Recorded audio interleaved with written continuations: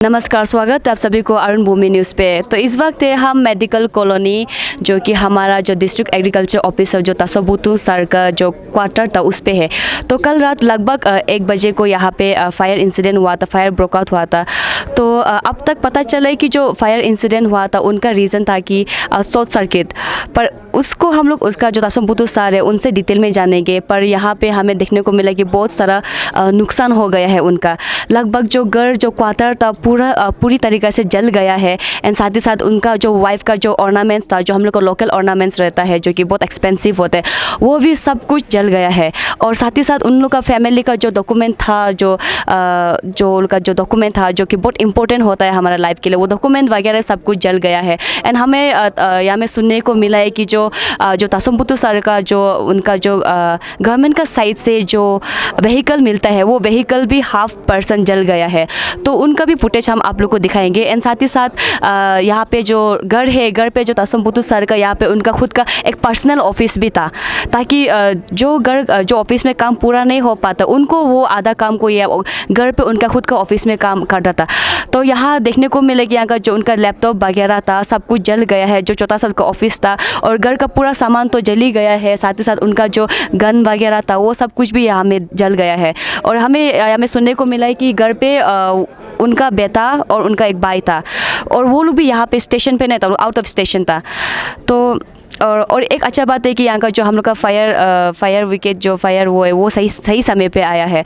But even though यहाँ का जितना भी सामान वगैरह सब कुछ जल गया, तो हम और भी डिटेल से जानेंगे कि तासोबुतु सर से क्या क्या जला है एंड इसके बाद गवर्नमेंट का साइड से क्या रिलीफ मिला है, और फिर जितना जो नुकसान हो चुका है उनको कैसा दोबारा रिस्टार्ट करेगा। एंड साथ ही साथ जो गवर्नमेंट क्वार्टर है, गवर्नमेंट क्वार्टर को अभी गवर्नमेंट का साइड से कैसा वो लोग दोबारा इसको रिबिल्ड कर देगा।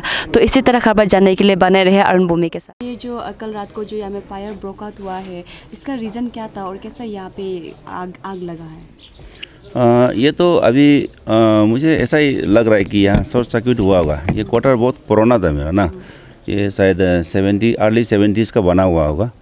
और ये एकदम पुराना क्वार्टर, ये वायरिंग वगैरह इसका पुराना हो चुका था। तो बीच बीच में हम लोग इसको रिपेयर मेंटेन करके रहता था। तो डाउट है, क्योंकि हम भी यहाँ में नहीं था घर में, तो कल हम ईटानगर चला गया था।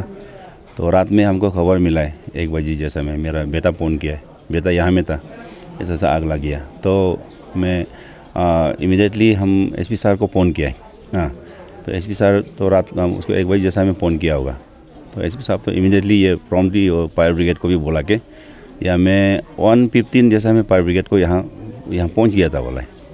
तो 3 फायर ब्रिगेड आया है। फायर ब्रिगेड सही समय पे आया हुआ था? हाँ, फायर ब्रिगेड तो सही समय आया है। हम एसपी सर को बहुत धन्यवाद देना चाहता हूँ, क्योंकि मैं पुलिस स्टेशन में एक बार फ़ोन करके देखा था, तो फ़ोन कुछ देरी तक रिंग बज रहा था, पिकअप नहीं हो रहा था। तो मैं टाइम वेस्ट नहीं करके मैं एसपी सर को सीधा फ़ोन किया था। तो एसपी सर भी रात में फ़ोन उठाया, तो उसको फायर ब्रिगेड, तो यहाँ आके जब हम 3 बजे यहाँ पहुँच गया था ईटानगर से, तो पहुँचाए तो तब फायर ब्रिगेड यहीं तक काम कर रहा था, 2-3 गाड़ी जो। तो सर क्या क्या नुकसान हुआ है घर पे? घर से क्या क्या सामान बाहर निकाल दिया गया और क्या क्या जल गया है घर में? वो यहाँ से तो कुछ सामान नहीं निकला है, कुछ भी सामान हाँ नहीं निकला है। तो बेटा दोनों यहाँ में, क्योंकि जिस रूम से आग निकल रहा था तो बेटा लोग का अलग रूम में था, तो वो रूम को वो लोग खोल के देखा है तो पूरा आग फैल चुका था। तो लड़का ने मतलब इमीडिएटली वो जो सिलेंडर, गैस सिलेंडर को बाहर निकला है। उसमें 4-5 सिलेंडर था फिलअप किया वाला, तो वो उसको बाहर निकला नहीं, उसको नहीं निकलने से ये आजू बाजू में और भी बहुत घर है, वो पूरा और भी जलना था। तो लड़का ने अच्छा काम किया, तो उसको सेफ्टी में निकल दिया, मतलब सिलेंडर को बाहर कर दिया। हाँ, बाहर निकल दिया। हाँ, तो बाकी सामान तो कुछ भी नहीं निकला है, मतलब कपड़ा, डॉक्यूमेंट्स बाहर निकल दिया गया। हाँ, सिर्फ सिलेंडर को बाहर निकला और दोनों अपना जान बचा के बाहर निकल गया लड़का दोनों।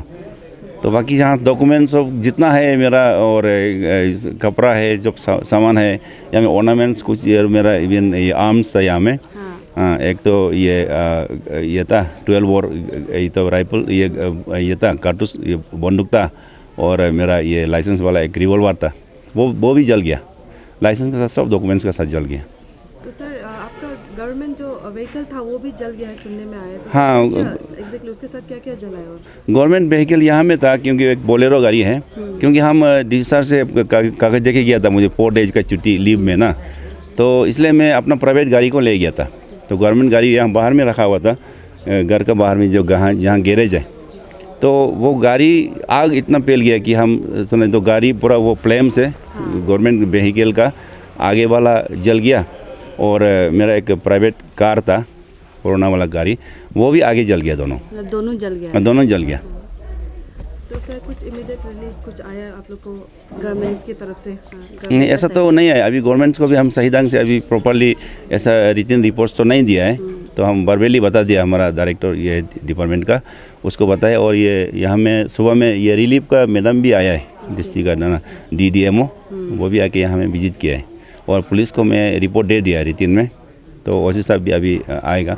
रात में भी पुलिस आया था बोला है ये देखने के लिए। सर आपको क्या लगता है कि ये जो फायर लगने का इंसिडेंट गवर्नमेंट क्वार्टर को जो मेंटेनेंस करना चाहिए और मेंटेनेंस नहीं करते, आपको क्या लगता है उसका कारण ये इंसिडेंट हुआ है?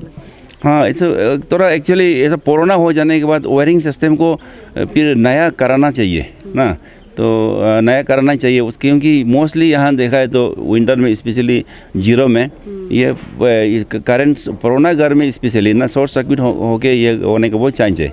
ये घर में भी यहाँ में मेन पॉइंट में कुछ शॉर्ट सर्किट होते रहता है, तो हम उसको जैसे बना के रहता है, तो उसको ठीक करके, तो इसमें इंटायर सिस्टम को वायरिंग सिस्टम को बदलने का बहुत तकलीफ था। मतलब पुराना घर है तो कहाँ से वायरिंग जा रहा है पता ही नहीं चला है, तो लेकिन ठीक ही था को पहले इतना मेजर तो पहले एक्सीडेंट तक होगा बोल के हम भी उम्मीद नहीं था, तो हमारा एब्सेंस में कल रात में ऐसा हुआ है, हमको ये अनएक्सपेक्टेड है।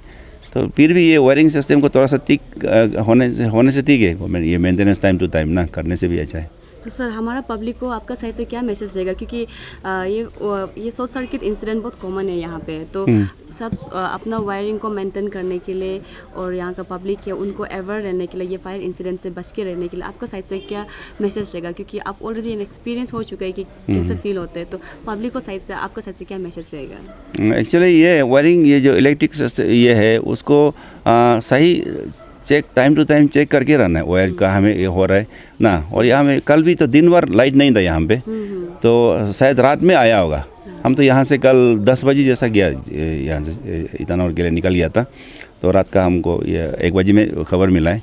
तो इस तरह से यहाँ हो सकता है लाइट का ये वायरिंग सिस्टम बाहर से जो सर्विस कनेक्शन है उसको भी टाइम टू टाइम चेक करके रहना चाहिए, और अंदर में इंटरनल जो वायरिंग है उसको मेंटेनेंस या तो गवर्नमेंट के या तो खुद मेंटेनेंस करके ऐसा रखने से ठीक है, सेफ्टी के लिए ना। सर आप खुद एक एग्रीकल्चर ऑफिसर है, तो आपको तो आइडिया होगा जब गवर्नमेंट क्वार्टर जल जाता है तो उसका मेंटेनेंस फिर कैसे किया जाता है, और क्या गवर्नमेंट की तरफ से आप लोग को हेल्प किया जाएगा, आपका खुद का डिपार्टमेंट की तरफ से इस चीज़ को लेकर?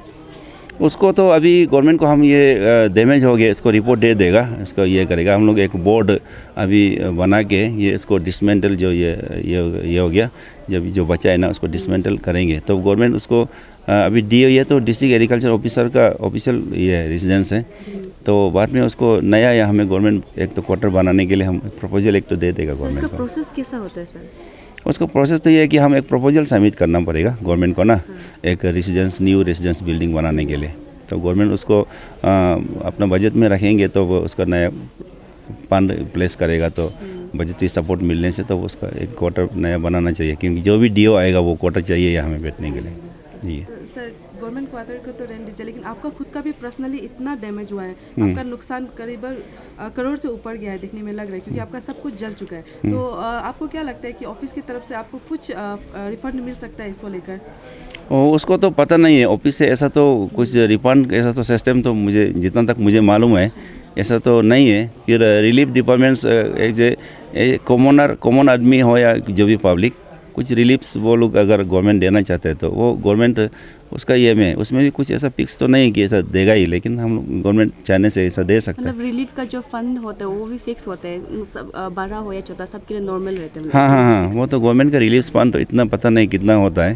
तो ये डैमेज तो जैसा मेरा तो बहुत हो सब कुछ डैमेज हो गया, ये जो मिसेस का ऑर्नामेंट्स डैमेज हुए, और मेरा जो जितना डॉक्यूमेंट्स मोस्टली तो मेरा फैमिली का डॉक्यूमेंट्स पूरा है उसमें, बच्चा लोग का भी ना, और मेरा जो पर्सनल सामान है या में मेरा अपना घर में भी हम ऑफिस एक था, क्योंकि ऑफिस में सिर्फ काम नहीं होता, घर में भी ज़्यादातर घर में ही करना पड़ता है आजकल, तो उसका यहाँ में कंप्यूटर ये जितना ऑफिस का पीसी यहाँ में देखा है, लैपटॉप है, ये जो पीसी है जो पूरा जल गया, प्रिंटर्स वगैरह था ना, ये ऑफिस रूम था ऑफिस का ये पूरा। तो मेरा पर्सनल बिलोंगिंग्स भी है, ऐसा करके तो डैमेज तो हुआ है बहुत। Thank you sir. Thank you, sir.